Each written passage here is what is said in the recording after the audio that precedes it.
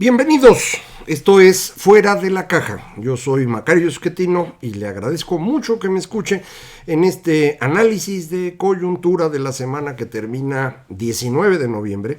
Mañana 20 de noviembre será un aniversario más de la Revolución Mexicana, 111 años de que en teoría empezó la revolución. Usted sabe que realmente el 20 de noviembre a las 6 de la tarde, como convocó Francisco I. Madero, pues no llegó nadie, y gracias a eso pues se pudo continuar con este proceso, porque pues eso de avisar con fecha y hora exacta el inicio de una revolución, pues solo se le podía ocurrir a don Panchito. La revolución empezó después. Propiamente hablando, tuvimos una revolución de temporal, no de riego, debido a que pues los combatientes eran también campesinos, eran también agricultores, ganaderos, y pues participaban conforme podían. Realmente los enfrentamientos ocurren hacia marzo, y bueno, muy rápidamente Porfirio Díaz decide que ya no quiere saber más y se va. Y a partir de ahí entra una época diferente en México, en la cual los gobernantes no logran controlar el poder durante un buen rato. Don Francisco I. Madero es presidente de México, recibe de inmediato un ataque de Emiliano Zapata. 15 días habían pasado apenas de la presidencia cuando se levantó en su contra Emiliano Zapata. Muy pronto se fueron levantando otros grupos y eventualmente en un intento de revuelta mal hecho por parte de Bernardo Reyes y del sobrino de don Porfirio, Félix Díaz, inicia la decena trágica, es asesinado Madero, se instala el señor Victoriano Huerta, empieza el levantamiento de otros contra Huerta. En un año y fracción, para agosto de 1914, Victoriano Huerta se tiene que ir, y empieza la verdadera guerra civil entre los grupos de Obregón, Carranza, y del otro lado Villa y Zapata.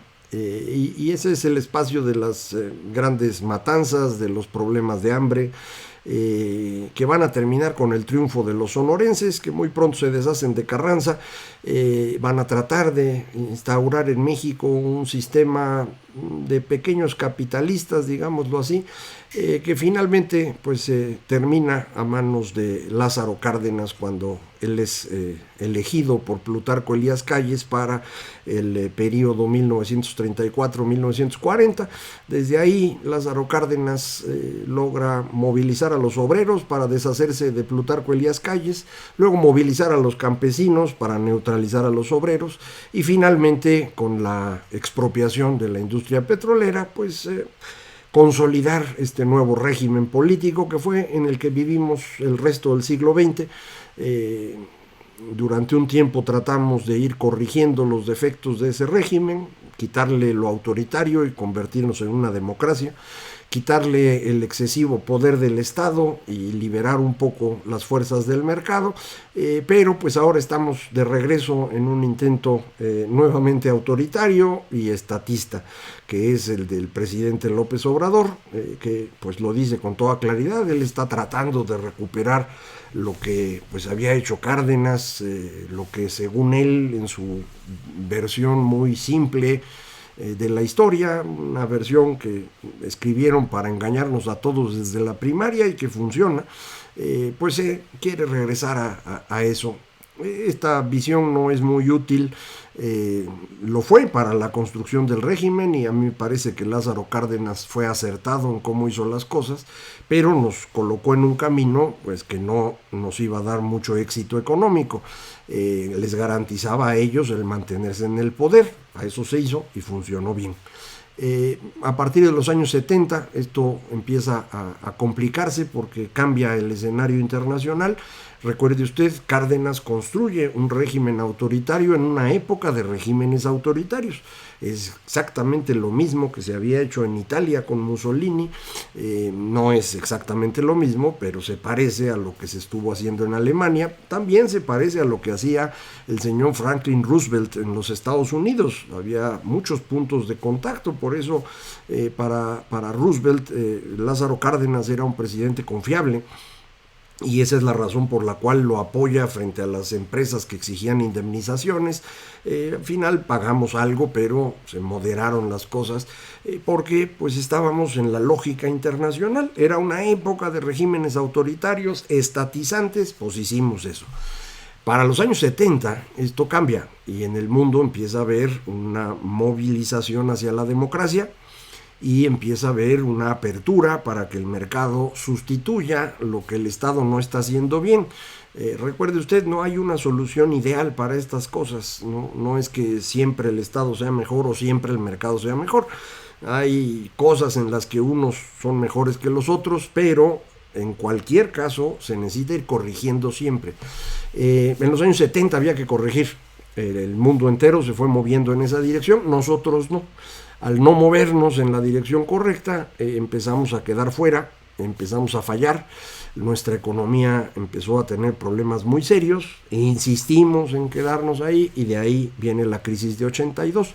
Lo comento porque ese es precisamente lo que intenta el señor López Obrador ahora y el resultado va a ser el mismo, no va a poder en materia económica lograr que esto funcione, ya lo hemos platicado, próxima semana que va a haber datos de la economía del tercer trimestre ya más claros, vamos a poder platicar con más detalle qué está pasando y ver pues qué posibilidades tiene hacia adelante. No son muchas, su margen de maniobra fiscal yo digo que no existe, que ya se acabaron el dinero disponible y que vamos a tener deficiencias en los próximos 3 años. Yo creo que ya para el 2022, si siguen como van, con el presupuesto que aprobaron, vamos a tener un déficit pues notoriamente superior al 4% del PIB, que ya no es tan fácil de administrar, con una economía que no se recupera, con una recaudación pequeña,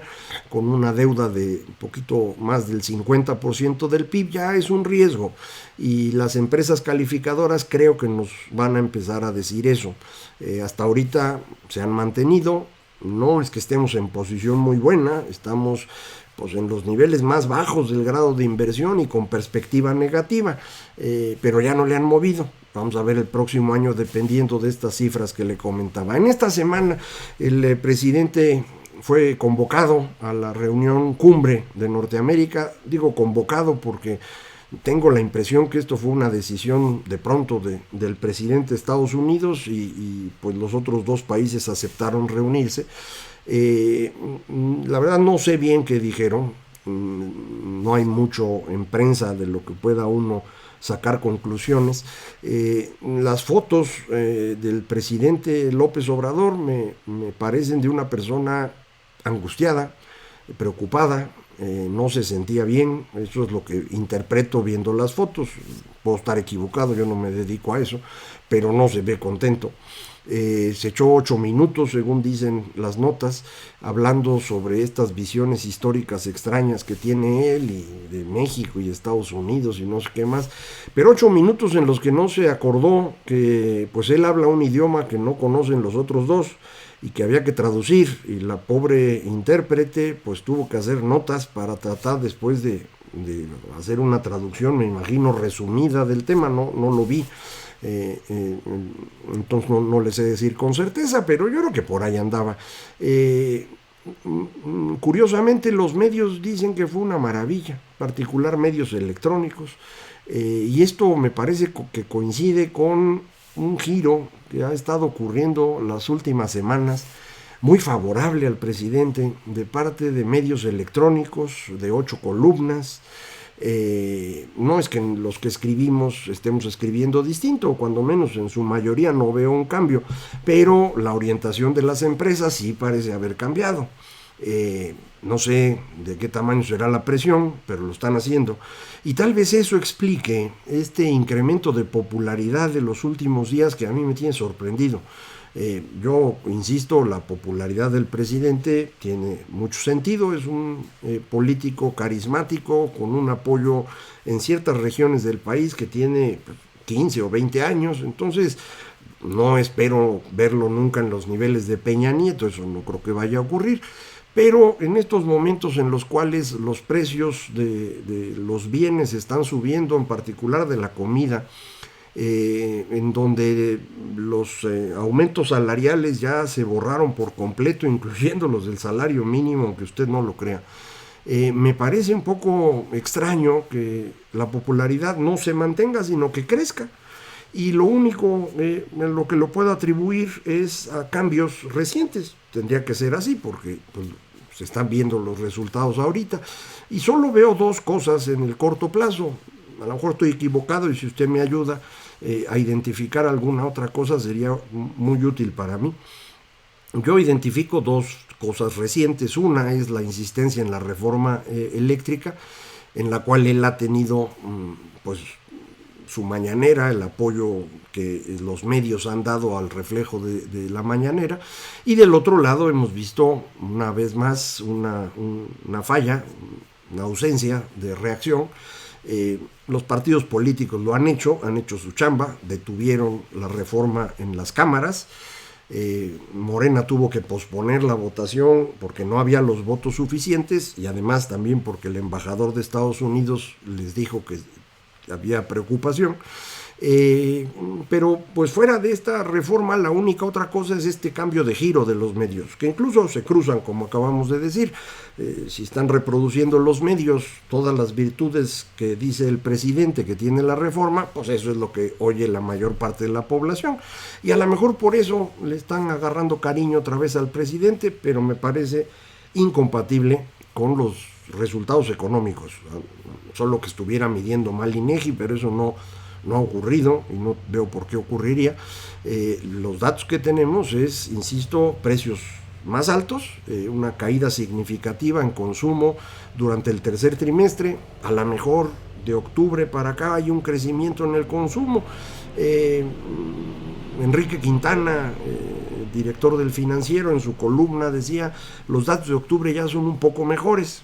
Muy probablemente así sea. El índice oportuno de actividad económica dice que en octubre crecimos tantito comparado con septiembre, pero en realidad octubre va a ser el mismo nivel de la economía que teníamos en marzo, entonces pues ya van a ser muchos meses sin movernos. Hubo más ventas en las tiendas de autoservicio. Ojalá también esto se haya reflejado en alimentos. ¿Se acuerda usted que le había yo comentado? Hay una caída en el mes de agosto, que es el último del que tenemos datos detallados. En septiembre probablemente la caída haya sido mayor, a lo mejor en octubre mejoró y eso es lo que la gente pues está celebrando, pero no me parece que sea razón suficiente para un incremento de popularidad como el que se ha visto. Entonces creo que es un fenómeno mediático. Puedo estar equivocado y creo que hay que tratar de poner a prueba esta hipótesis en los próximos días. Próxima semana va a salir mucha información de la economía mexicana y ahí es donde vamos a poder pues medir qué está pasando con los distintos indicadores. No nada más vienen los datos de el comportamiento del PIB del tercer trimestre y específicamente del IGAE. Va a haber datos de consumo, datos de inversión. Vamos a tener la balanza comercial al mes de octubre, que sabe usted, es un indicador que me gusta utilizar mucho porque las importaciones de bienes son un gran reflejo del ingreso de la población en México. Las exportaciones son tema de quién nos compra, pero las importaciones es lo que compramos nosotros. Si tenemos más dinero, compramos más cosas hechas en México y cosas hechas fuera. Y por eso es un indicador útil para poder empezar a medir esto. Creo que se sigue complicando el panorama político, el ataque continuo a instituciones ahora se ha ido profundizando en contra de instituciones académicas. Recuerda usted, el CONACYT ha sido destruido por la señora que pusieron ahí. El presidente estuvo atacando muy duro a la Universidad Nacional Autónoma de México y hace un par de meses quitaron al presidente del CIDE, el Centro de Investigación y Docencia Económicas, en donde yo estudié, por ejemplo, mi maestría. Mi hija estudió su licenciatura, una institución de muy alto nivel, en particular después de que yo estudié la maestría. Yo cuando la estudié, el CIDE estaba en su peor momento, en términos de presupuesto, de calidad, de lo que usted quiera. En 1988 terminé yo mi maestría. En 89 se nombra al señor Carlos Basdrej presidente del CIDE y se le dan recursos, y Basdrej le da un giro a la institución. Lo convierte de haber sido un centro creado por Luis Echeverría para darle cobijo a los sudamericanos académicos que huían de las dictaduras de Chile, Uruguay, Argentina, incluso Brasil. Basdrej le da un giro y empieza a traer a los neoliberales, vamos a decirlo así, pero muy amplio el espectro de las personas que fue invitando, y fue elevando significativamente el nivel de la institución. Me parece que es uno de los más importantes centros en cuestión de ciencias sociales en México. Quitaron a su director, a López Ayllón, y pusieron en su lugar a José Romero. José Romero era profesor del Colegio de México, lo conozco de hace muchos años, y pues José Romero ha llegado a destruir todo, según parece. No sé si sea un problema de que así le instruyeron que debe hacerlo, o si pues es características personales propias. Pero no cree usted que es nada más el nombramiento de él y lo que él hace.